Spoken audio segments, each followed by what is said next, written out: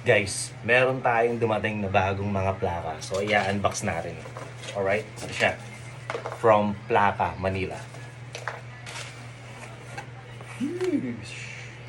So, may kasamang sticker ng Plaka, Manila. Survivor. Eye of the Tiger yung album. Stevie Wonder.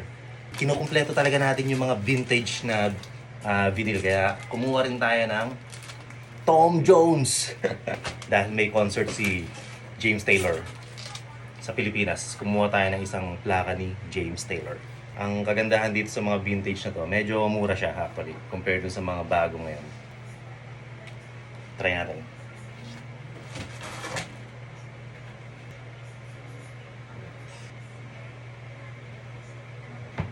You just call